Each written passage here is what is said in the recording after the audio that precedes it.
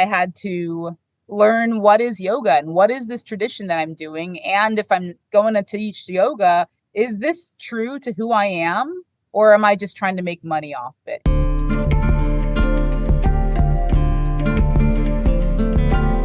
Welcome back to Full-Time Yoga Teacher Podcast, and my name is Rekha. I am your host. I'm going to make this intro super quick one because this weekend I am traveling to Pacific Northwest for my friend's wedding. It was a beautiful, beautiful wedding in Oregon and spending quality time with my loved ones, and it's been really great. So I want to just say that there's a workshop coming up in November 3rd. It's a workshop taught by Britt. She's going to be teaching us yoga teachers how to teach a private yoga. It's called Art of Teaching Private Yoga, and it's going to be amazing. So that's happening on Sunday, November 3rd from 2 to 4 p.m. California time. So I hope you can make it. I'll put the link to register on the show notes. And this week, I have an interview that I did with Jojo. And Jojo was recommended to me by Britt. They both went to a yoga therapy school together. They both recently graduated as a yoga therapist. So congratulations to both of you. And Jojo and I had a conversation about her journey of becoming a yoga teacher as well as yoga therapist and why she made a decision to become a yoga therapist. And she is also an expert in Ayurveda, meditation, and also sound healing. So I hope you will enjoy this conversation I had with Jojo. She had so much amazing tips and advices, even business tips to share because she's been teaching yoga for so long. And I was specifically curious about her decision to go back to school to become a yoga therapist. And now she works full-time as a yoga therapist at a rehab center. So really amazing and interesting stories that she shared. And I hope you will enjoy and get inspired from this interview. I will speak to you on the other side. Welcome, Jojo, for coming to join me on the Full-Time Yoga Teacher Podcast. I'm so excited that we get to have this conversation today. So tell us, how are you doing? I am doing good. I'm doing really way better. I just finished my graduate program. I just finished a master's in yoga therapy at the Maryland University of Integrative Health. And so I'm feeling like today, coming up to our interview, it was like, I don't have homework to do. So it's been kind of like acclimating to having not so much, the academic obligations and the homework, and just being able to kind of get back to where I left off 2 years ago. Well, congratulations for finishing that. That's a huge accomplishment. And I want to hear all about your, experience with your yoga therapy school and all. But maybe let's begin with, where are you? Where are you logging in from? Where are you living? What state? Sure, absolutely. So I live in Nashville, Tennessee, in the United States, Music City, as it's called. And I've lived here in Nashville for, I don't even know now. I moved here in 2008, so it's been a while. But I'm not from Nashville. I've just lived here for a long time. I grew up in New York City and Connecticut, so the tri-state area. I lived in Arizona, lived in North Carolina, lived in Alabama, but yeah, I call Tennessee home these days for many years. Nice. I've never been to Tennessee or Nashville, but it's definitely like high on the list of places I do want to visit. I don't get to visit the East Coast so much because I live in California, but there's just so much to explore in the East Coast that I haven't even seen yet. So yeah, definitely it's on my list of places I want to go. Yeah, let me know when you're in town. How did you first get introduced to yoga? Sure, absolutely. So the first time that I really truly practiced yoga was when I was like 17, and I was living in Connecticut, and it was a yoga class that was like, yoga was a part of like the gym membership that I had. And so I went to this yoga class. I didn't know anything about it. And I hated it. I thought it was slow and boring, and there were a lot of old people. Just for context, that was like more than 20 years ago. I'm about to be, I'm 41. So it was a long time ago, and I didn't know anything about yoga, and I was in a very different space in my life at that point as a teenager. So I hated it. I did not like it at all. So I never went back to yoga again. Okay. Fast forward to like 9 years later when I was like 26, and I was like getting into, back then there was like this like cardio hit style workout program called PX90, and I was getting really into that. And I was in my undergrad program. One of my coworkers at work was like, "Oh, like you like these intense workouts? Like you're intense. You should try hot yoga. You'd probably like it." And I was like, "Yoga?" I was like, "Oh, I don't know. That's pretty slow and boring." She's like, "No, no, this is different. It's really like, it's challenging, and it's this and it's that." And here's what really got me is that she let me know that they gave you a cold lavender towel at the end of class.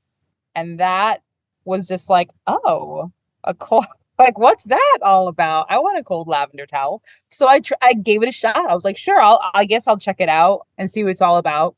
It's not a studio that exists here in Nashville anymore, but it was a place called Hot Yoga Nashville. And there is a studio now in Nashville that is called Hot Yoga Nashville, but it's not the same studio. Neither is it in the same locations. Nothing about it is the same place, right? But it is still a hot studio. But anyway, so when I went to this Hot Yoga Nashville, I signed up for the new student pass. It was something like a month for $30. And I was like, I'm going to give it a shot, and it's pretty cheap, and I'm in school. So sure, I'll see what I think about this. If not, it was just $30. So, and I went to that hot class the first time, and it was challenging. It was very intense. And the lavender towel was great. I love the lavender towel at the end. And I was leaving there. I took a shower and I got a coconut water, and I was walking down the stairs, and I got in my car, and I just had this total, like, I experienced yoga high. I was blissed out, just felt amazing. So blissed out, just totally like high on life, and the experience that I just had, like all the way, like dopamine hit, and it was just like, yoga, I see. So I just started go constantly, like fanatically even, I would go like 3 or 4 times a week. And I would do the hot 26 classes. That's what they did, hot 26 classes and like hot vinyasa. And I would just do both. They were like 90-minute classes, and so that's how I started. Very different from how I practice now. I've actually had to reconfigure and reconcile my relationship with hot yoga because it became a source of some issues of physical illness for me, actually. And I guess, but yeah, so it was interesting. But I loved it, and I still go to hot yoga in the wintertime. You'll find me in a hot yoga studio in the wintertime still, but not most of the year. Thank you for sharing that. I also, my first yoga class I've taken was at a gym, maybe 24-hour fitness or something. And my experience was exactly the same as yours. I didn't like it at first. It was too slow and too boring for me. I didn't really get why people were always talking about yoga. I'm like, this is not fun for me. But later, when I actually got kind of hooked to the yoga asana practice was when I first stepped my foot into a Bikram studio. And I think hot 26, what you're saying, is probably very same or similar. So that's when I was like, oh, wow, like this is challenging. And I like the challenge. I also come from more like sports and athletic background. So that was like a gateway for me to kind of get into the asana practice. So yeah, I can definitely relate to like my first experience not being so amazing. Sometime I'll interview, many people I interview, they said they were hooked from the first class. And yeah, I definitely was not one of them. So I can relate. Yeah, absolutely. And it's so interesting because now that the styles of yoga that are pretty popular up north, I know like Svarupa yoga, which is a slower, more gentle style of hatha yoga, and like Kripalu and such. Now I love those styles, and I love it when I can be up north visiting family or whatever and be able to pop into like a Svarupa class or go to like a Kripalu class. But yeah, back then it was just like, nah. And when did you first become interested in becoming a teacher? Like, when was that seed planted where you were like, oh, maybe I want to become a teacher? Sure, yeah. So it was around when I first started to seriously practice when I was 26, right? And I was at the hot studio. And so, okay, so my month intro rate expired and I was a student at the time. I was in my undergrad is in journalism. So I was, a student, and they offered student discounts where I would get like a 3 month, like semester long package for some reduced rate. I can't really remember how much it was, but it was like affordable for me. I could budget it in, and it was like, okay, I'm going to do the student package. And I would go there again, like, maximize my package. If it's like unlimited monthly yoga for like these so many months, like I'm going to go again, like 3 to 4 times a week. I think I would just go every other day. So sometimes it was 3 times a week. Sometimes it was 4 times a week. And at some point, I would say it was in that 3 month period that I started to experience a lot of physical like benefits, and also like the mental, benefits of feeling just more myself. When I was younger, see, I wasn't an athletic type when I was younger. I didn't come into the athleticism to physical athleticism until my 20s. I have always been, I'm a musician, a writer, artist. And so when I was a kid, I mainly did that sort of stuff. But when I was in like my late teens and early 20s, I getting involved in not great things, and kind of making some really poor choices in my life. But I was trying to get into skateboarding, and I broke my foot skateboarding when I was 21, a pretty bad injury called a Liz Franck injury. And it was a massive like injury to my right foot. And I had very limited mobility and in my right foot at that point. So in the Bikram series, as you know, and the warm up, there's the Utkatasana series, right? And you have to come up on your tiptoes and do all those variations of chair and awkward pose and all that stuff. And I couldn't do that at first. I was like, I could only lift my right heel like an inch or two off the ground. I would get a lot of pain in my right foot. Right off the bat, that Bikram series was very hard for me to do all these one-legged, all these, tiptoe postures, and then also do Garudasana, eagle pose, right? And balance on my right foot, because it was just not great. So at some point, I'm in class and we get, right off the bat in the warm-up series, we get to the Utkatasana, and I'm up on my tiptoes, high up on my tiptoes. And it occurred to me that I was on my tiptoes at some point while I was doing it. And I started crying. I was just, because that was the first time in like, at that point, I was like 26. I was going to be 27 soon. That was like the first time in years and years and years. Or maybe I was 27, going to be 20. I can't remember. It was a while ago now. I hate saying that. But started crying. I started crying. It was like at that point, it was like 5 years or something like that since I was able to come with, not have pain in my right foot and lift on my tiptoes and not feel pain. And I just started crying. And also I was developing like neck pain, a lot of neck pain. I had a very stiff neck. And I was also developing this limited mobility in my neck. And I just at that point thought that, oh, I guess I'm just getting old. I'm just going to be in pain. And that's just what it is. And the neck pain was subsiding. You know how like when we come down, when we start the floor series in the Bikram, and you start off with everything on your belly, right? And you're in cobra and you're in locust and all these things. And when you do the rest in the moment, you do the shavasana on your belly and you lay on your left ear or your right ear. And I could do that. So I could come up on my tiptoes.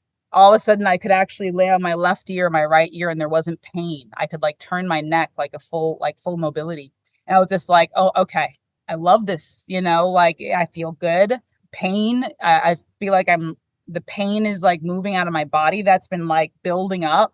And I just feel like I had a sense of self, like I was coming closer to a sense of self. I was in a really codependent parent-child type of like toxic relationship that was really crushing me, and I started to realize there was more to me than this. And at that point, it was like, man, I wish I could it'd be kind of cool maybe to one day teach yoga, like, and like share like this healing practice and like how amazing it is. But it wasn't like I didn't know that I was going to become a yoga therapist, like, and actually like build a whole livelihood and career and lifestyle out of this practice at all. I mean, so it was just a little like, maybe one day I'll learn how to teach yoga, but yeah. And that's so amazing to hear about your experience of being able to come up onto your tippy toes and not being able to turn your head without any pain. And I hear that with yoga in general, but I also hear that quite a bit with Bikram yoga is people with a back pain, and they no longer experience back pain anymore after practicing it for a while. So definitely it's amazing because we don't really see the change when you're practicing every day or every other day, but then like sometime time will pass after like a month or 2 or 3 months. And it's like, wait, now I can do this now, or wait, now I can touch my toes, or, oh, I used to not be able to do this. Now I can do this. So it's kind of nice when you get that little wake up call of, wow, how much progress you have made. And I think that's something very special about set sequencing yoga class. I love vinyasa and that's what I teach. But, set sequence of Bikram or even Ashtanga yoga, there is a beauty of doing same thing over and over again. You can see the improvement and you can see the changes that occurs from day to day, but month to month. And I think that is something special about set sequence that you may not get as much if you're taking, for example, vinyasa class. That every class you go to is a different sequence every time. So there's beauty of both. But tell me, when did you decide to just go in and do your 200 hours? What kind of 200-hour training was it? Were you happy with the training? So tell me a little bit about your 200 experience. Sure, yeah. So I guess I signed up for my 200-hour in 2023 or 2013. 2013. And it was at Asheville Yoga Center. I was first going to do their 30-day like immersion yoga teacher training. And I slowed it down. I was going through, again, just issues. I feel like that's something that I've noticed. I teach yoga teacher trainings now, and I feel like that's a thing. Like sometimes people are going through a lot of large life transitions while they're in yoga teacher training. And I was no exception to that. So I was going through a lot of transition in my life. And I was like, I don't want to just like be impatient and like push through this like I normally would and try to get it all done like so fast in 30 days. I was like, I want to slow it down. So I deferred into their August of 2013. It was sometime in the summer of 2013. But then I deferred my enrollment for it's like a 6-month long immersion that started in October of 2013 and ended in April of 2014. So I was like, I think I'm going to do that. And it started off just like one weekend every month for October, and then November, and then December. And then after that, and it started to kind of increase in its frequency to where it was like one weekend every 3 weeks. And then it was like one weekend every 2 weeks until we graduated, So it slowly became more and more time between each session, or less time between each session. I really enjoyed the program. I think, for one, it was actually longer than 200 hours. It was 230 hours. So it went a little deeper and explored some other things that I feel was really a wonderful opportunity to learn more about yoga. Now, it wasn't a lineage program. While the studio owner at the time, Stephanie Keach, she was also the lead, like the head teacher. And she was in the Ashtanga lineage. There was also head teachers that were in, like, one of my beloved teachers, Michael Johnson. He's based in Asheville. He's in the Jivamukti lineage. And, another teacher was trained in Iyengar, Anusara, which Anus kind of had controversies behind it and went by the wayside a little bit because of the controversies around it. Who else? We had Kundalini trained teachers, Bikram trained teachers. So we got a little bit of everything and was exposed to a lot of different lineages. So it was kind of a multidisciplinary approach. At the end, we got our 200-hour or 230-hour program done, and I was able to register with Yoga Alliance. I think yoga teacher trainings have changed a lot over the last, I've been teaching now for 10 years.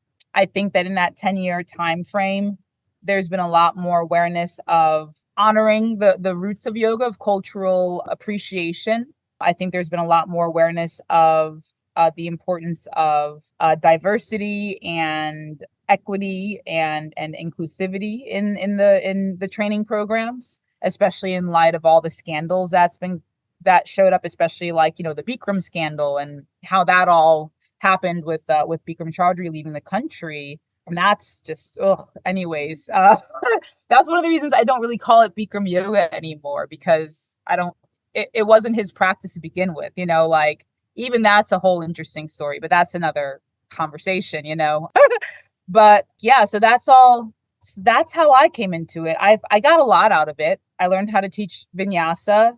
I learned how to teach restorative. I learned how to just, be a basic 230-hour trained yoga teacher.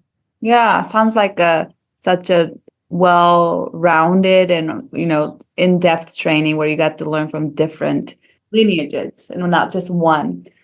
And what were you doing during the teacher training or before? What was your career or what kind of work did you have? And then after you finished your training, did you start teaching right away, or were you kind of teaching part-time and working another job part-time? So what was that transition like? Yeah, so that transition was interesting. So I finished my undergrad when I was 28, and I was with my ex, and I moved away to Asheville with him for a single year.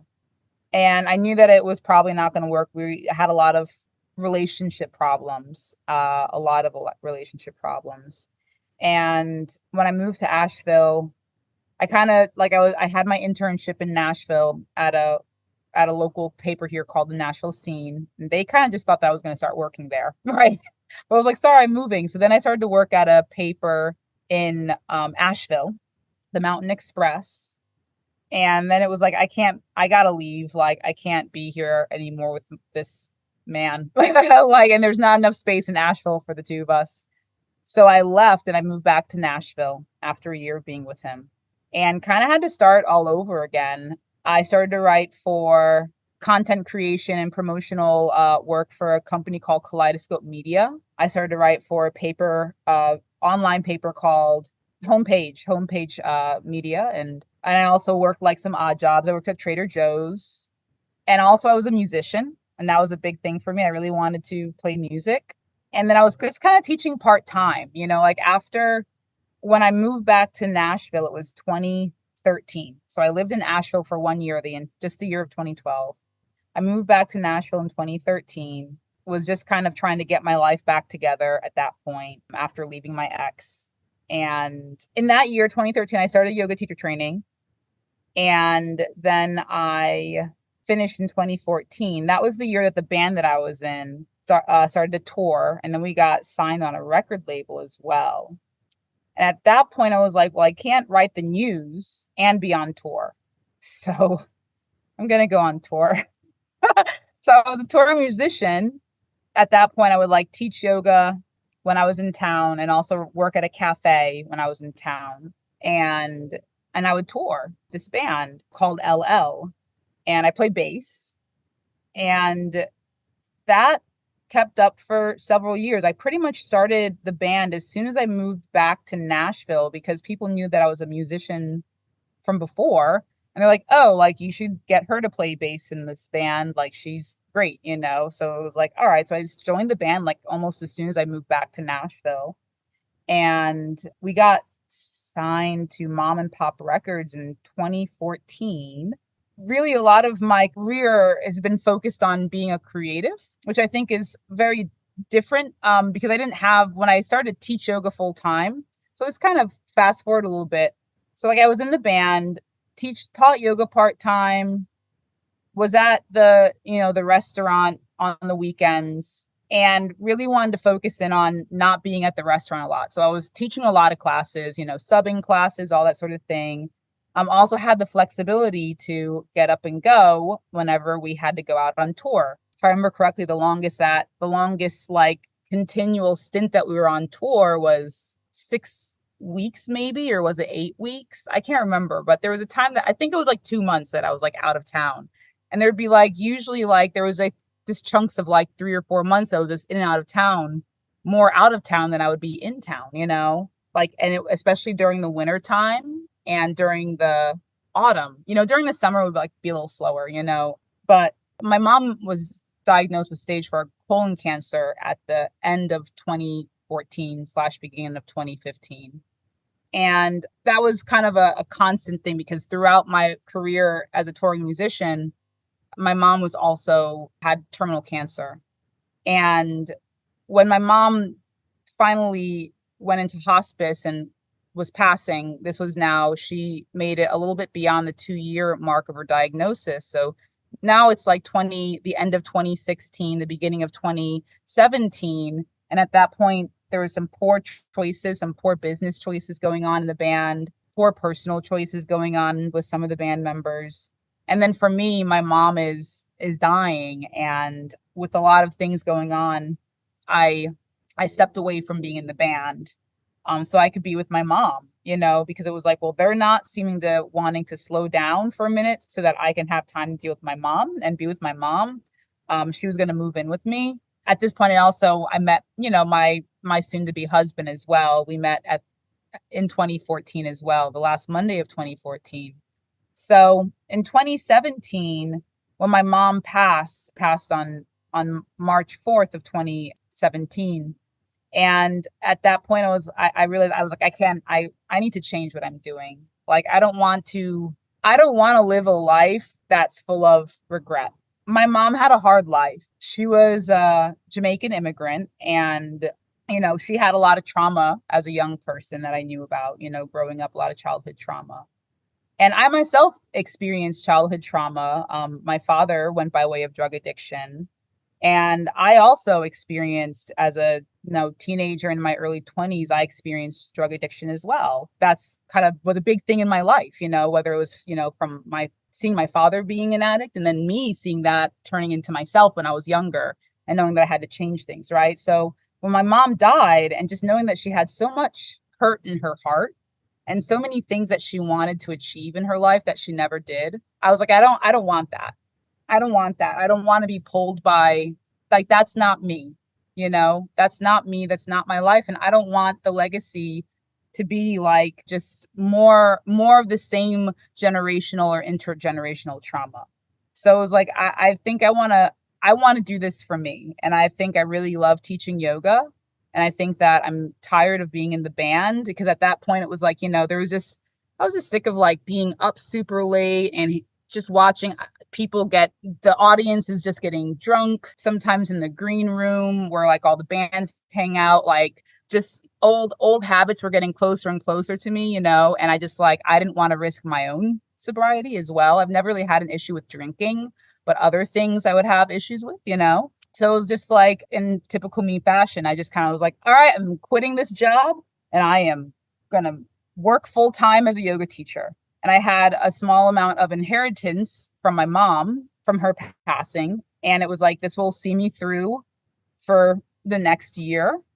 And I also want to dive into a lot of my own personal healing. After my mom died, I was in a state of, grief and mourning and bereavement. And I had a lot of grief pains that showed up, a lot of anxiety, a lot of hurt, a lot of trauma, realizing that my mom is dead. And I don't know if my father's dead. And I felt like an orphan all of a sudden. And I was 33 at the time, So there's a lot. That year of 2017 was the year that my mom died. It was the year that I became self-employed as a yoga teacher. And it was a year of a lot of diving deeper into the practices of yoga, particularly Ayurveda. I was introduced to Ayurveda a little bit in my 200-hour training. And I really wanted to learn more about that. I learned more about somatic practices, attending like Thai yoga massage workshops and attending core awareness workshops from a somatic awareness program from Liz Koch, doing stuff like that. And just diving into like learning more about yoga nidra. I found that really helpful.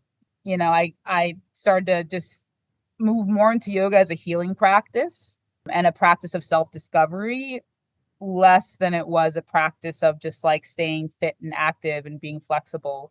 So that was a transition for me. And so I spent some money paying for an Ayurvedic wellness program. That was an interesting experience. very worthwhile and amazing, but also riddled with drama and chaos from the clashing studios involved and studio owners and egos. I went to Europe. Me and my, now fiance, we went to Europe for a month together and visited my brother and went on a yoga retreat and rode our bicycles all around Europe. And just tried to figuring out how to be a self-employed yoga teacher. I had absolutely zero business experience. I do not necessarily recommend how I turned into a full-time yoga teacher to anyone. but I'm very much can be pretty hard-headed and very determined. When I have my heart and my mind set on something, I do accomplish it.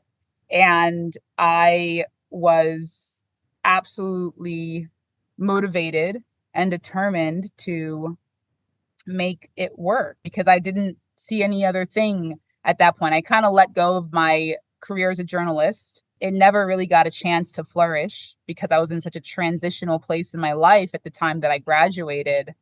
I didn't really want to do music like that I think that was, I still play music and I do sound meditations. I chant mantra, but I didn't think that the music industry was where I was. And it was like, who am I? Who am I? And that's still a constant inquiry for myself. Who am I? But I was like, okay, I'm going to do this. I'm going to start working full time as a yoga teacher. And it was, and I guess I feel like at that point, I worked full time as a yoga teacher for 7 years. Now I am employed as a yoga therapist at a drug and alcohol rehab. But it was amazing to be self-employed and to be responsible for myself, I think, in a way that helped me reconcile a lot of my own personal traumas and failures as a young person, and reconcile a lot of things. It was a healing journey for me. It continues to be, because I think when it comes to practicing yoga, and especially as a yoga therapist now, the practice starts with yourself. And we believe a lot in direct experience. To be a yoga therapist, you have to be a very, very dedicated student. And before I consider myself a yoga therapist or a yoga teacher, I'm a student of yoga first, and I feel that I have a great dedication to studying and self-inquiry and trying to live my practice, the lifestyle of yoga and not. Yeah. So I don't know. I hope I answered that question. Yes, you did. I do have a lot of follow-up questions. Thank you for sharing the journey of you making that decision of quitting music or what you were doing before and kind of going straight head first, becoming a full-time yoga teacher. And you said you were full-time for about 7 years before you became a yoga therapist and became employed by drug and alcohol rehab. Yeah. I work at a rehab. Yeah. Yeah. So I want to hear all about the yoga therapy program as well as what made you decide that. But maybe before you made that decision, that 7 years of teaching yoga full time, I want to hear a little bit more about how many classes were you teaching? What was that journey like of starting on head first in the beginning to 7 years of, okay, I'm actually making it. I'm actually making a living as a full-time yoga teacher, and maybe some success stories and maybe some challenges that time before you started going to yoga therapy school to kind of pursue a different path. For sure. Oh yeah, there's plenty of success and plenty of challenge and plenty of failure. And I can't say that, I didn't do it alone. I have my fiance that at the time, was my boyfriend. He was, we've lived together. We've been together, for the last 10 years now. And so he was definitely a cornerstone of support. But I'll be honest, neither of us, we were both poor, neither of us grew up in privileged families. We were both just kind of working class families. Neither of us had savings or anything like that. So I think that in that way, my experience of coming into being a yoga teacher full time is very different than a lot of the stories that I hear. A lot of the stories that I hear of people coming into being a full time yoga teacher, they already had, and this is, of course, everyone's paths is different, but a lot of folks came out of the world of business and finance and things like that, accounting, finance, marketing, things where you have a lot of money, maybe, maybe they have spouses or partners that already make a lot of money. So they teach yoga and it doesn't really matter how much money they make as a yoga teacher. For me, making this into my livelihood and my fiance being supportive of that, we were just kind of, I think, in some ways, very just like naive and idealistic.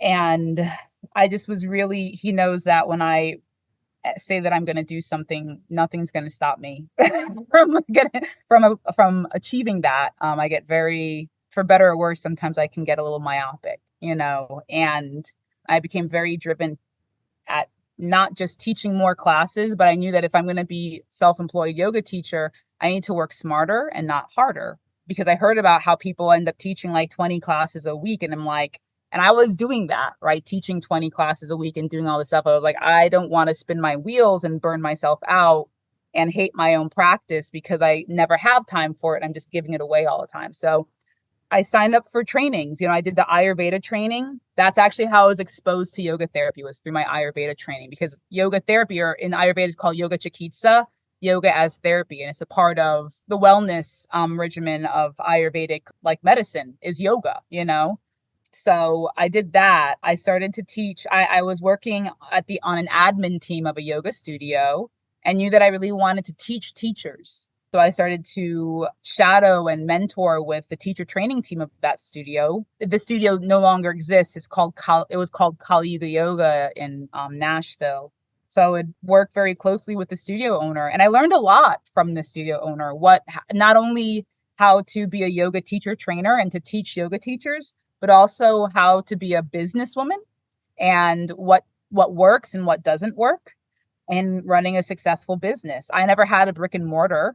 I've always been a mobile teacher, right? And do house calls and things like that and workshops. But I learned a lot on kind of, we can call it on the job training, and as to how to be a businesswoman and how to be somewhat successful at that, how to attract clients and how to maintain clients, how to build my reputation and to be professional. That's something that I took away heavily from my 200-hour training at Asheville Yoga Center, was to maintain a sense of professionalism about what you do as a yoga teacher, and I definitely took that to heart, and used that. But yeah, I started to do trainings, and became an Ayurvedic Wellness Counselor. I did my 300-hour training also at Asheville Yoga Center because I really enjoyed the teachers that I learned from, and they have a lot of wonderful guest teachers that would come through that I would able to learn from. Like Indu Aurora, and I learned from Doug Keller. I learned from Annie Okerlund. I can't think of her name right now, but she does like adaptive yoga that I learned from her, and just like all these, and I was able to study with Michael Johnson more and Joe Taft, and just like, plenty of my old favorite teachers from my 200-hour training, and they're all just amazing teachers. I studied more about diversity and equity and inclusivity with program with Michelle Cassandra Johnson, Carrie Kelly, called Race and Resilience. And that was a really wonderful training that I was able to do. What other trainings? I just continually trained, and studied more than anything. Not only did I do trainings to like get a piece of paper, to say like I can do this as well, but I also really deeply respect the practice. And I found a lot of personal study, svadhyaya, right? Like one of the niyama. And I really dedicated myself heavily to svadhyaya and studying myself, studying the sacred texts, and finding so much awe and inspiration from just going deeper and deeper, not just the Yoga Sutras and the Bhagavad Gita, but studying the Upanishads, studying the Shiva Sutras, starting to study like the Theravada Tantra, studying the Bhakti Sutras, studying just these sacred texts that just really bring so much more to what it is that we're doing beyond just the Yoga Sutras and the 8 limbs. Learning about, the Hatha Yoga Pradipika is a book that I find so fascinating because it's so different from the Yoga Sutras. It's all about Hatha Yoga, which is what we practice in studios, you know. So I learned a lot, you know, and just reading. I've always loved. I'm a journalist, you know. I'm a writer. Always been in like what I call the creative cast, is like a writer and a musician and an artist. And I always love to read, and I read very fast, I guess. And sometimes I can read voraciously. And yoga is like this endless well of like knowledge and wisdom and just so much like human experience, thousands of years of experience. And then with each person that adds to that body of knowledge of thousands of years, there's like tens of thousands of years of human knowledge and experience in this tradition of yoga, you know. And so I just found that I really took to the practice as though I felt like I was picking up on something that I forgot. So I just love studying about yoga and reflecting on how that makes sense to my life. Teaching, you know, I teach the 200-hour trainings now. I started to teach 300-hour trainings. I would specialize since I have the Ayurvedic wellness background. I teach a lot of Ayurveda. I teach about yoga philosophy. I teach about Sanskrit. I study Sanskrit. I am very excited to get back to studying Sanskrit now that I'm done with my master's and mantra. And I just knew that I had to teach smarter. And to do that, I had to learn what is yoga and what is this tradition that I'm doing. And if I'm going to teach yoga, is this true to who I am? Or am I just trying to make money off of it? Because if I'm just trying to make money off of it, then that's, I don't know, I just feel like that's kind of trash, you know. If it's not authentically coming from like my heart, then I've never been the type of person to just do something that I don't believe in. You know, I can't just sell something. I've never been good at selling. I'm still not good at selling. It's like I'm really bad at that, you know. I think because I'm just sometimes too honest, but I feel like I've picked up on a tradition that is very familiar to me. Like I was on this path, knew about it in some other life, you know. But I love learning about it. It all just makes so much sense. It's so refreshing. So through that, I was just able to, you know, I started to learn how to put together my practice of yoga and all of my life experience as a musician. I've been playing music since I was, you know, like 10, you know, and I delved into creating sound meditations and mixing together, you know, my experience as a musician with what I've learned about mantra and chanting, and learning that there's a whole yoga of that, nada yoga, right? The yoga of sound, you know? So I lead sound meditations in the tradition of nada yoga. I do continuing education trainings. I do seminars, work seminars. I just branched out and just really, I got a lot of word of mouth done, you know, like that's actually even how I got my job. I didn't apply for it, but I just have, I guess, developed a really strong reputation that I always get recommended to things, you know, like, oh, this is the person that you want for this, you know? So that's even how I got my job at the rehab, is from a personal recommendation from a director of operations of a mental health center in Franklin to the rehab that I work at now that was looking for a new yoga teacher. Wow. Well, I can just feel and I can tell by listening to you, your love of learning and continuing education.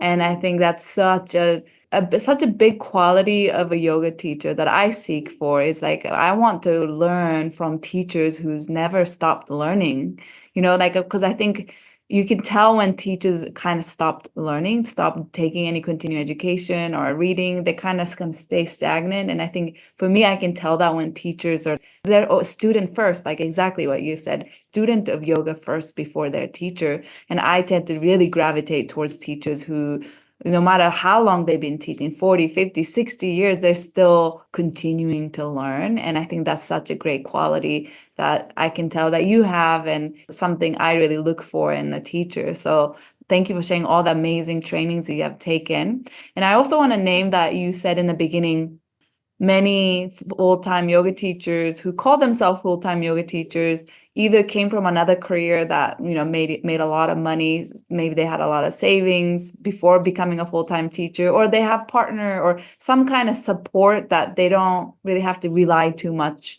of their livelihood from teaching.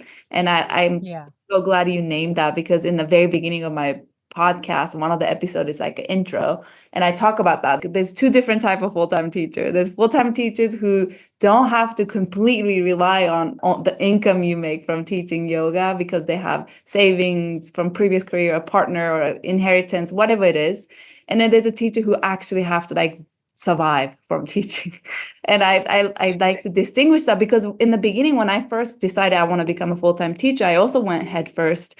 I wanted to ask so many questions to other full-time yoga teachers, like, how are you doing it? How many classes are you teaching? All these questions I had. And I felt like numbers didn't add up, because a lot of people I thought were full-time, they didn't have to rely completely, fully on teaching, the money they make from the teaching. So I really appreciate you naming that in the beginning, because I think it's such an important distinguish to make for any listeners listening to this podcast. That for somebody like me and you who have to really work and make our livelihood on teaching, we have to work quite hard. And, I think some people have this idealized idea of what full-time teaching is. And when I speak to my mentorship group or my mentees, I have to tell them like, hey, like, I really don't make that much. Or like, especially in the beginning, I wasn't making that much at all. Like, I really didn't have to cut my living expenses so much so that I could continue doing this.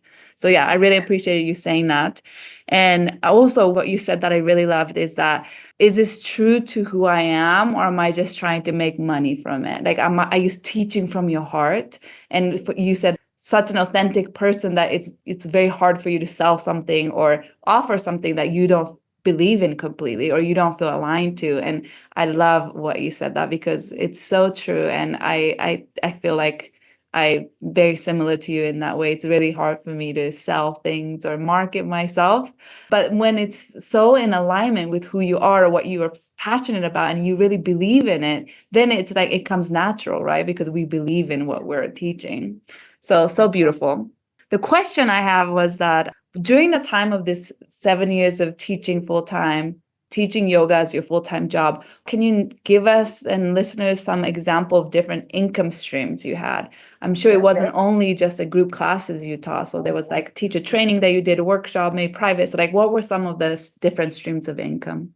Yeah, absolutely. Something for me is I've always wanted to be able to connect with people that don't normally have access to the practice.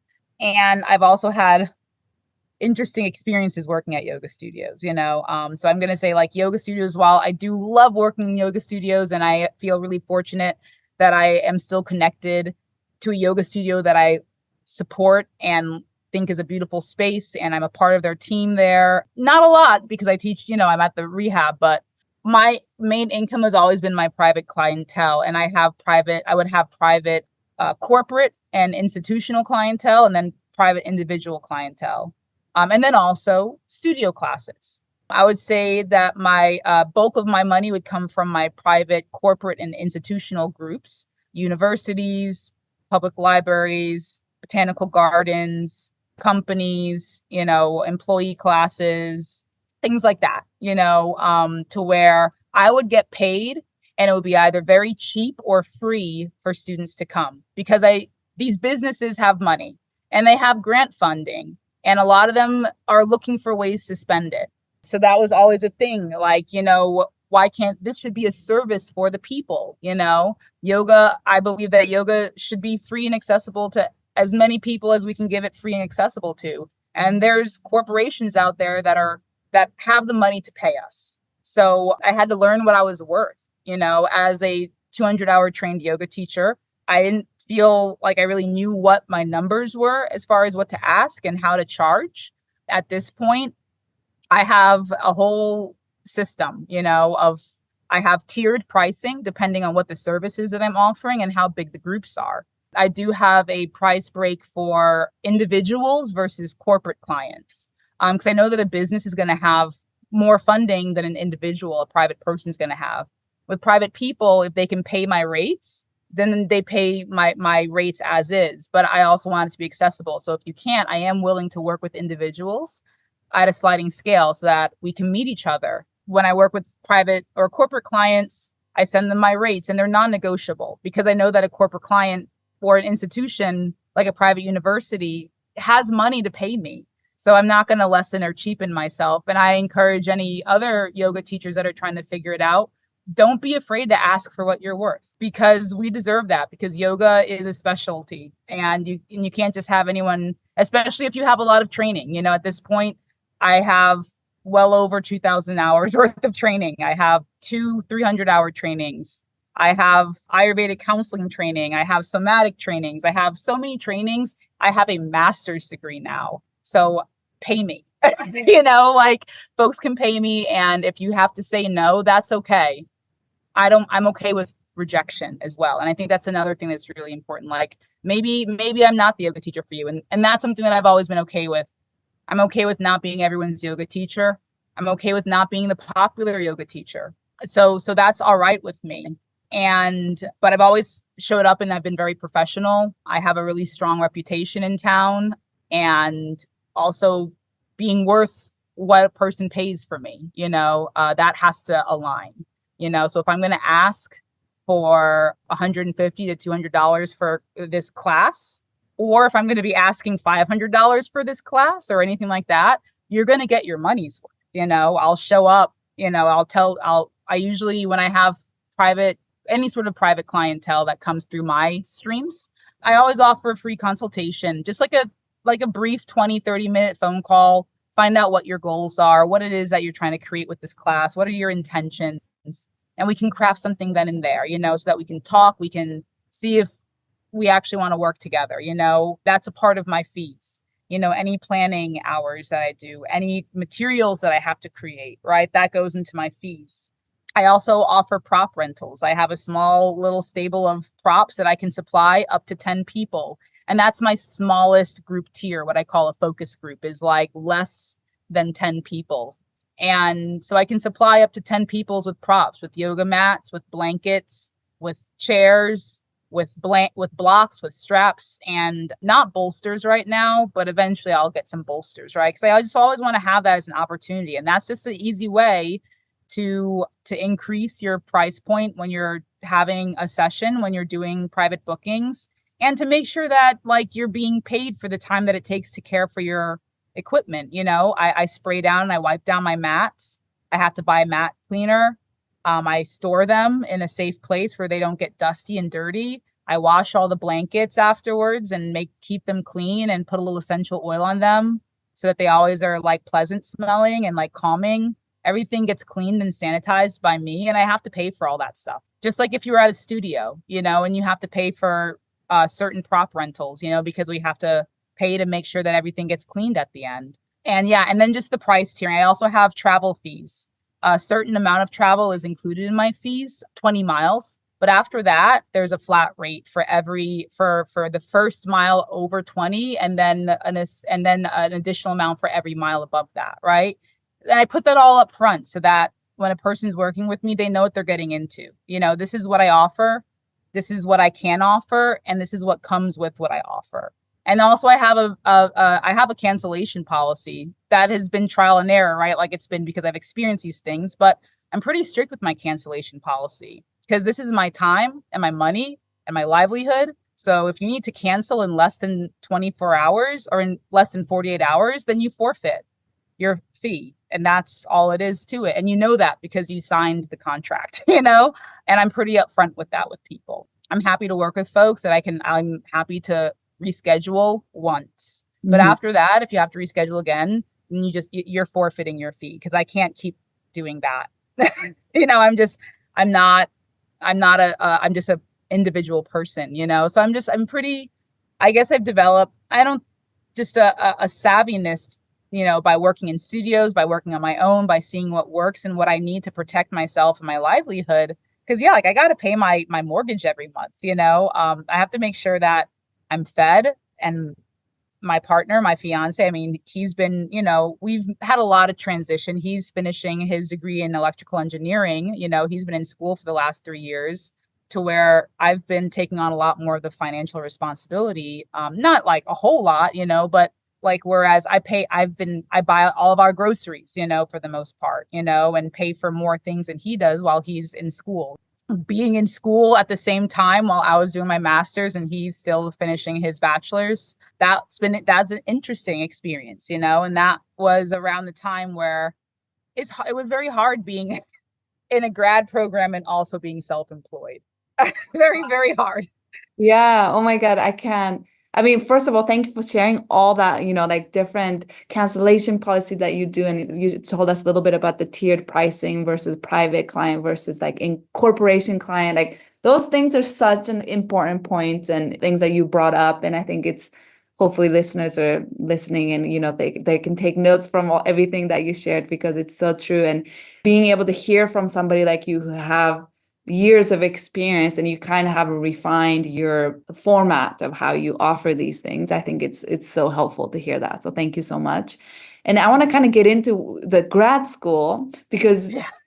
I was, for the listener, I was introduced to you, or I was recommended to interview you from Britt, who I interviewed at the very beginning of this podcast when we started. So probably like one of the first 3 or 5 episodes. Britt went to the same yoga therapy school as you, and you Yeah. you two were classmates, and that's how Uh-huh. she recommended I interview you.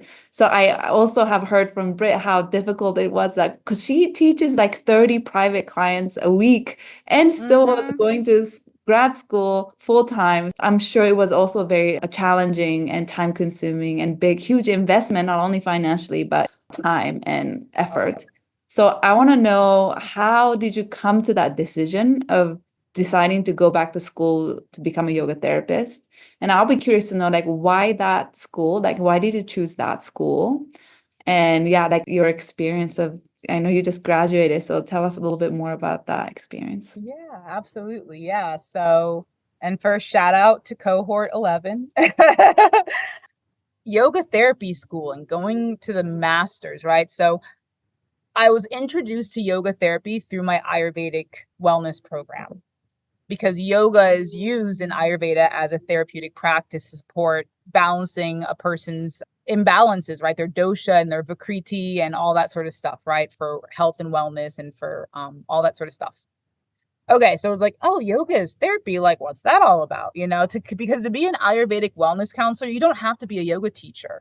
And there were people that were in my program that weren't yoga teachers. So that's when I learned about it. And at the time, there was a visiting yoga therapy program that was running like a one-time like program in Nashville, the Yoga Well Institute with Chase Bonaparte, I believe. I can't remember his name, but sorry if I'm Chase Bossart, he has a Bosart. Yes. yes. So he's actually one of my main philosophy teachers teacher is Chase. So she actually Nice. is currently in his therapy program. So anyway, go ahead, keep going. Yeah, absolutely. Yeah. A number of my friends and colleagues went through training, yoga therapy training with Chase.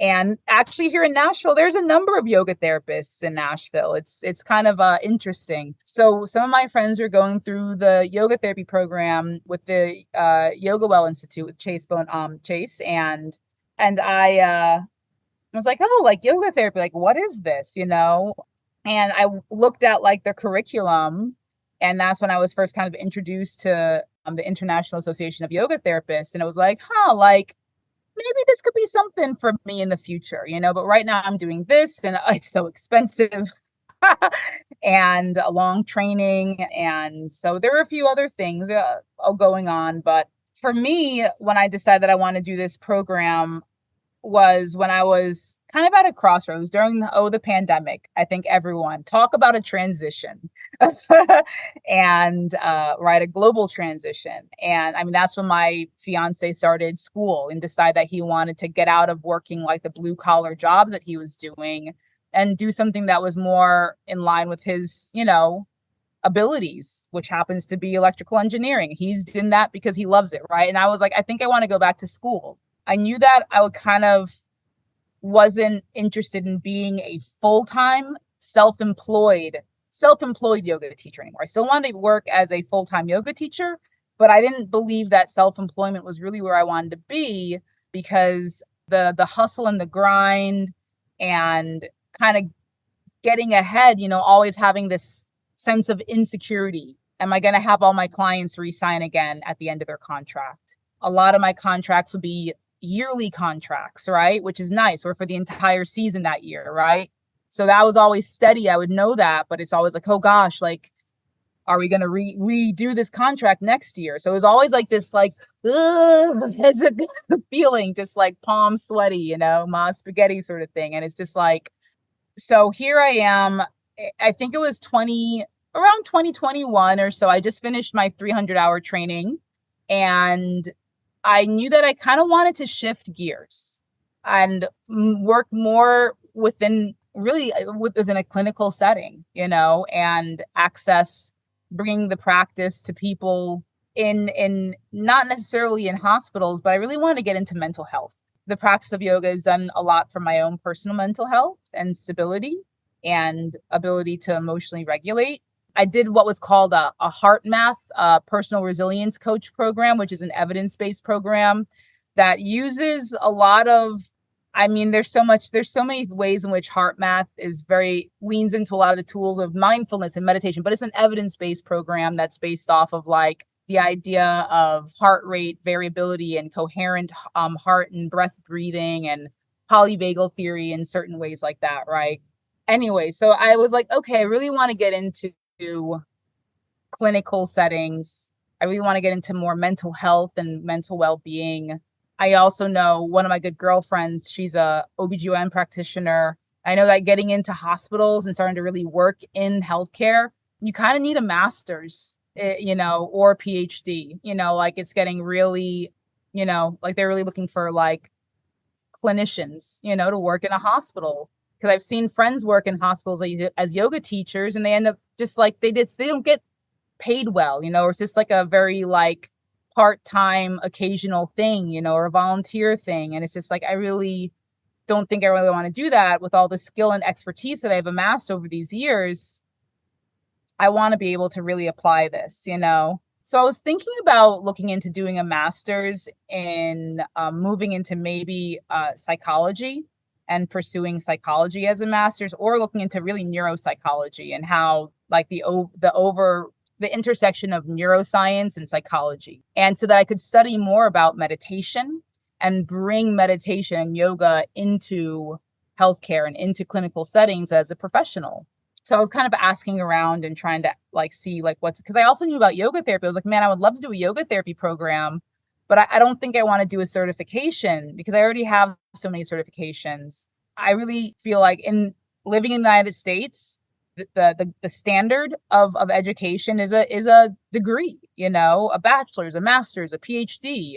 And certifications are amazing, but I didn't want to do a certification. I didn't want to spend money on that, So I kind of was asking around on like my Instagram or on like Facebook and asking friends and in some of the Facebook groups I was in. And I asked this question to the Black Yoga Teachers Alliance Facebook. Anyone listening, the Black Yoga Teachers Alliance, please check them out if you're a Black identifying person.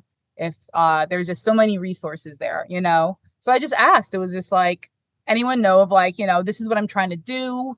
What should I look into? And I got a lot of great responses and suggestion. I even reached out to Dr. Gail Parker, who wrote that book, Restorative Yoga for Ethnic and Race-Based Stress and Trauma. And she used to be the president for the Black Yoga Teachers Alliance.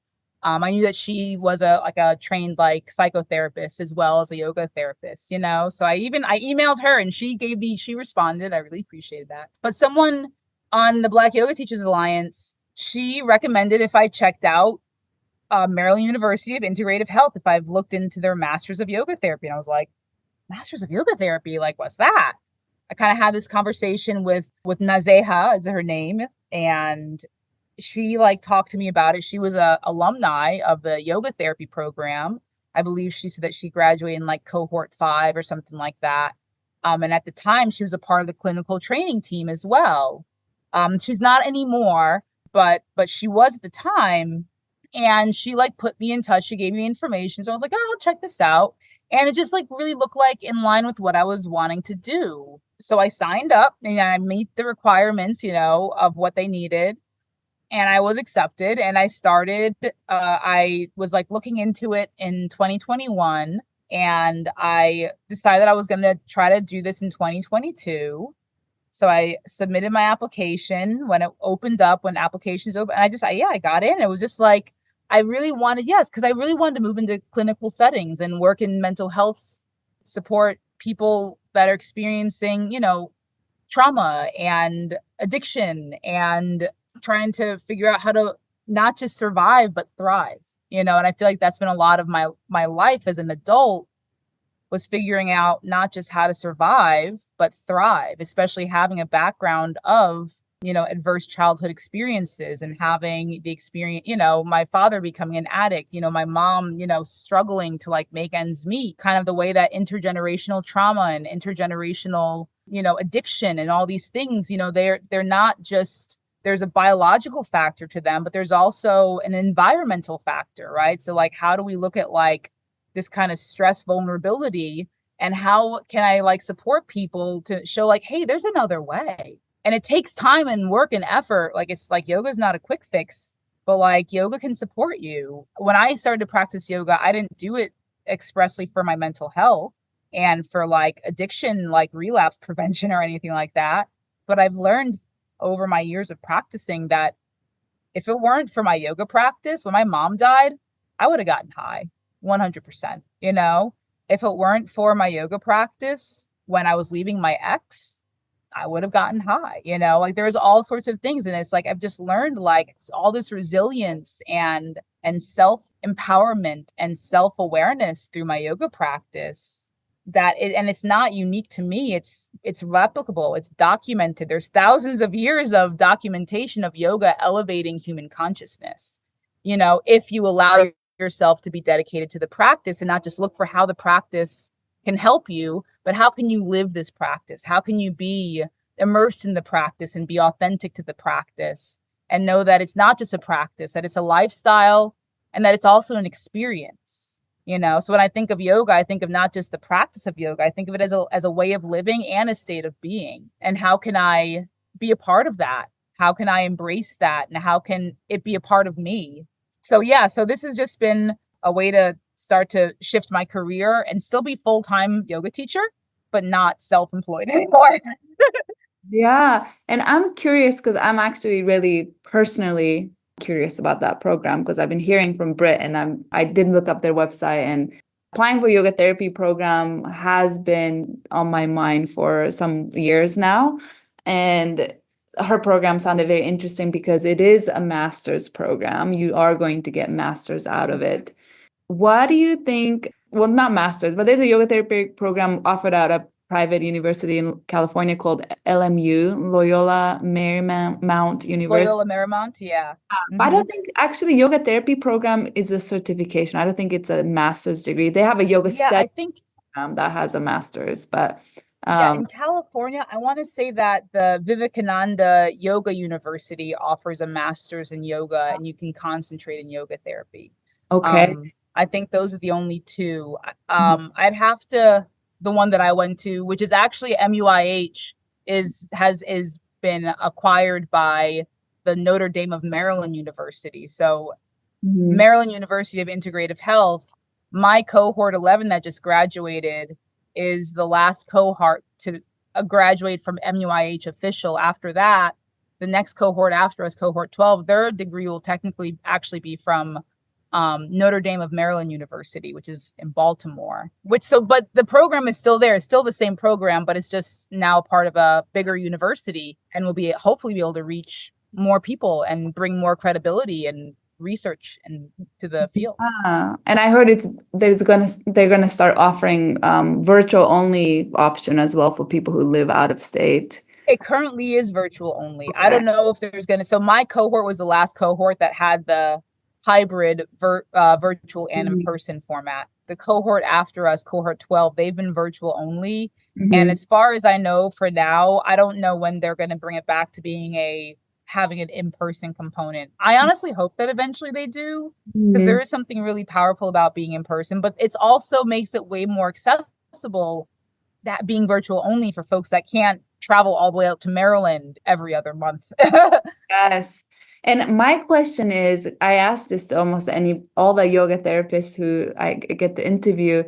My, I guess, concern, or, what I think about when I think about applying for yoga therapy program is it's a lot of financial and time commitment. And Yeah. I'm curious to know, and for you, it seems like it did pay off because you probably know other yoga therapists who graduated from the same program or alumni too. Like, how well are they actually translate this degree into like actually higher paying, more secure job as a yoga teacher Yeah. after graduating? Because I also know quite a bit of yoga therapists who have the yoga therapy, not masters, the certificate, and I feel like they're still kind of in the same kind of grinding, like trying to find Yeah. clients, trying to make a living as a yoga teacher. So that's kind of where I'm trying to figure out pros and cons, or like what's the investment versus return. So maybe can you Sure. share a little bit of, your experience? It seems like you did get a like full-time position, and Absolutely. also like you probably know a lot of other classmates' experience as Yeah, well. I would say yoga therapy as a field is emerging or pioneering, right? Yoga therapy as a field was kind of established in the United States in 1989, right? So it's like barely it's been around for, a little more than 30 years in the United States. I think that being known, uh being a full I think stepping into being a just like stepping into a being a full-time yoga teacher, self-employed yoga teacher is a lot of work. It's hard and it's challenging, and there's a lot of vary about what is yoga. People don't really know what yoga is. There's a lot, oh, it's just fitness, it's just this, it's just that. So I think that it's not for the faint of heart. I think that to a certain extent you have to have a level of self-starting and like determination and drive to believe in what you're doing, and to be okay with people saying no and to keep going anyways. I think that there's a certain level of personal courage to like be in a field that's considered pioneering, that's not really established, and know that there's a chance that you don't succeed, as a yoga therapist, as a yoga teacher, right? That there's a chance that you don't make it in the field. I think that focusing on the negative is easier than thinking about what you can do. Thinking about the positive and focusing on the positive and kind of reframing your internal conversation to not worry about if it fails. See yourself succeeding. For me, going into the yoga therapy program, for one, doing a master's, I was able to access financial aid, right? So I could take out student loans. I do know that I believe for certain vocational certifications, you can get like state assistance or federal assistance. I've heard of that, but I don't know where that money comes from. And I know in the state of Tennessee, there's a lot of barriers to that. So I wanted to be able to access student loans. So that made sense to me. I already have a lot of training in Ayurveda, and I have my own dedicated practice to the study of yoga philosophy. What I would say my criticism of the program is that it definitely, as a master's, very evidence informed, focuses more on yoga therapy as a clinical practice, as a public health practice, and how to use it as such, as a complementary adjunct care, to therapy as usual or care as usual, whatever it might be, treatment as usual. So I think that for the person that is looking for something that's more based in an Ayurvedic yoga therapy training, that would probably be something that you would see more in different types of certification programs. I can't really speak to what's offered at the Vivekananda Yoga University Masters, but I would imagine if they're a Masters of Science, to a certain extent, there's probably a lot of evidence base to it as well. But there might be also different things, because I know that yoga therapy is just one of the things that you can decide your core curriculum is in your Masters. I think that for me, knowing that I already having, again, my Ayurveda background, already having my philosophy background, already having my dedicated practice, I feel like the master's program worked really well for me. I feel like I came what I got for, I got what I came for, like I went into the program knowing that I wanted to shift my career as a yoga teacher into a clinical yoga therapist practice. And I've been able to do that, like I'm at the rehab now, and I have group yoga therapy classes that I do with the patients twice a week for all the cohorts. And then coming up soon, now that I'm done with my degree and I'll be able to like submit my degree and my yoga therapy certification to like my boss and to HR, then I'll start seeing client or patients one-on-one as well. And they'll be able to elect to see me. I'll still be an elective therapist. I'm not going to be a primary therapist, but all the patients will be able to have access to me for 2 sessions, intake and a follow-up if they choose, which I think is amazing. Yoga therapy is going to grow more. I think as an experiential therapy, it's very much like art therapy or music therapy or equine therapy, where it supports elevated outcomes of treatment. In some research, it shows that yoga therapy, maybe at some point, whenever there's enough research, that it could be a standalone therapy for certain things.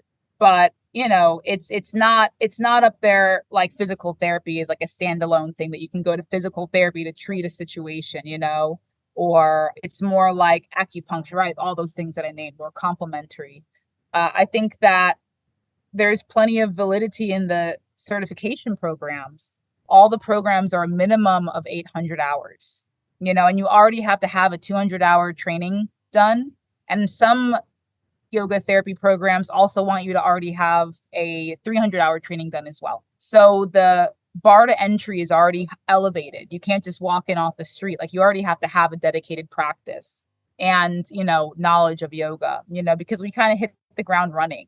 I'm really grateful that I had all the training that I had, because it prepared me really well to be able to understand the concepts, the conceptualization of like polyvagal theory and the 3 gunas, or, understanding the kosha, the Panchamaya kosha system, which is really a foundational framework of yoga therapy, and aligning that to just, so it's different. I think that it's maybe not the course of action for everyone, especially if you're not looking for doing a master's, and also it's easier to get into research, so if you're really interested in doing research and getting into more of like the evidence base and building the evidence base, or if you really want to be a clinician and work in clinical settings, in hospitals and rehabs, in intensive outpatient settings or things like that, then that's a master's is a really good option. There's also really great 300-hour programs. Like, I know a gold standard 300-hour training program is the within like the world of like healthcare and trauma, is the trauma center's trauma sensitive yoga teacher training. That's a completely virtual program. It's a 300-hour program, and that can open the doors for a lot of yoga teachers that want to move into clinical practices as a yoga teacher, and I've seen a lot of yoga teachers that have done that training, and they use that to teach in therapy settings, to teach at rehabs, to teach at hospitals, and so on and so forth. I've also known plenty of mental health counselors that have done that training, so that they can use the tools of yoga and mindfulness and meditation in their practices in a way more intelligent and intentional way.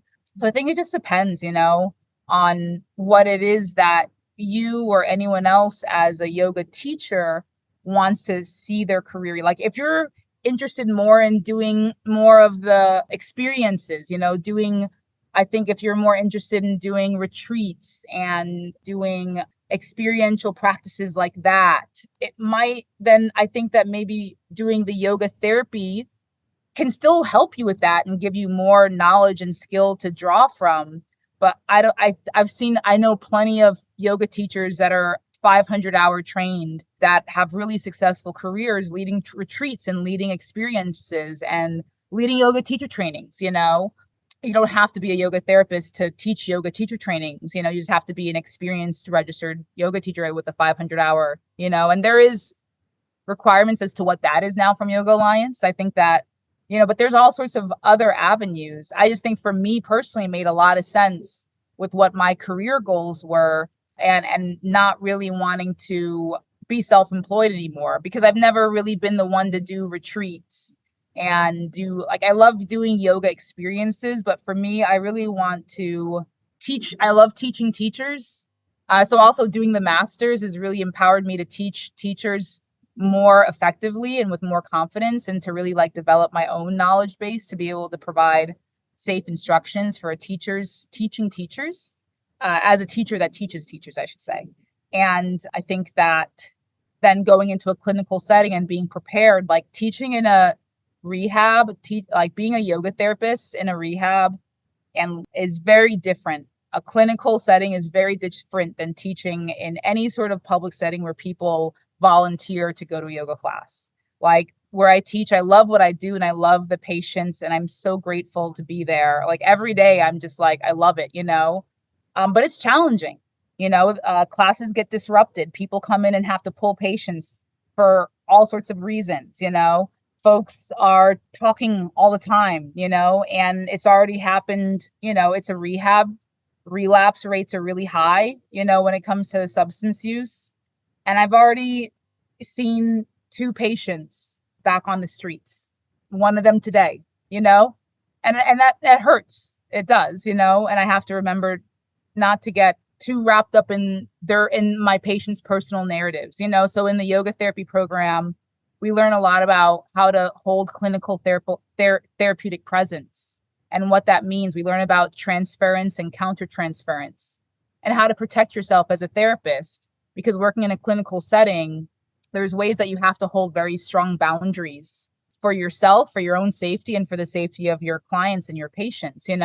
You can be a yoga therapist and also just be kind of like a generalist as well, like support people with general health and wellness. You don't have to go into clinical settings. That's just, I like to have everything on hard mode. So, but I also feel, my own personal lived experience dealing with drug addiction, not only my own experience, but then also coming from a generational experience of my father having addiction. I don't want to say I feel safe and familiar in those settings, like it's normal, but I'm accustomed to what that lived experience is, to where I can lean into my own life and feel prepared for what sort of stories I may hear occasionally, which at times are unlike my own story, or they're more intense than my own story. But, that's everyone's life. Thank you. Oh my gosh, for sharing so much great wisdom. Like I was taking notes as you were talking, and you just have so much to share. You have so much so much wisdom to share and lived experiences. And I feel like I can just keep talking to you forever, but I want to be respectful of your time. So maybe I want to ask one last question before Sure, we can do that. Wrap up is what does success mean to you as a yoga teacher or as a yoga therapist? Success for me is living in alignment to my highest truth with meaningful purpose, to have a sense of joy in what I do. There's one of the sutras of the Shiva Sutras. It says, the sign of such a yogi is joy-filled amazement. And so that's success to me, is joy-filled amazement, Yeah. Mm-hmm. Thank you. Now that after speaking to you, I actually wrote down Shiva Sutra as well. I actually want to research about it and read more about it because I have not heard of Shiva Sutra before. So thank you for. Okay, good. I'll definitely look it up and see if I can find some kind of book to purchase to read about. So thank you.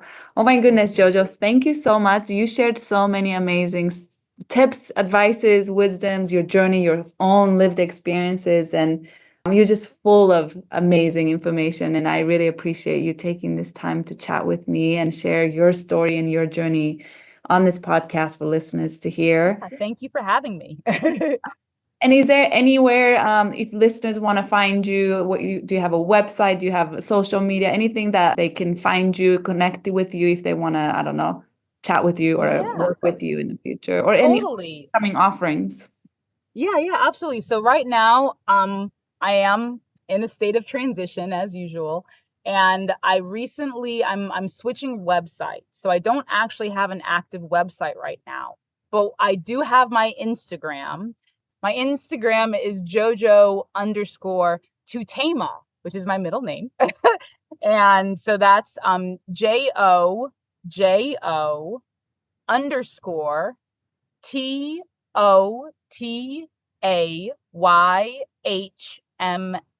So that's my Instagram.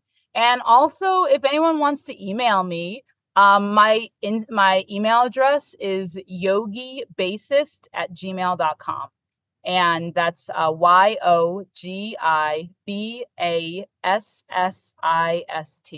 I'm a yoga practitioner. I play bass, yogibassist@gmail.com. So you can also email me as well if you want to, or you can follow me on Instagram. And I'll link everything on the show notes. Thank you so much for your time. And I really, really appreciate this chat with you. For sure. Thank you so much for having me, Reka. I really appreciate it. Thank you so much for listening to this podcast. I hope you enjoyed the episode just as much as I enjoyed speaking to her and having this conversation. She was full of amazing information and tips and just lived experiences that she shared with us. I'm so grateful for our conversation. And I hope you're having a great day as you listen to this. And I will speak to you next week. Bye.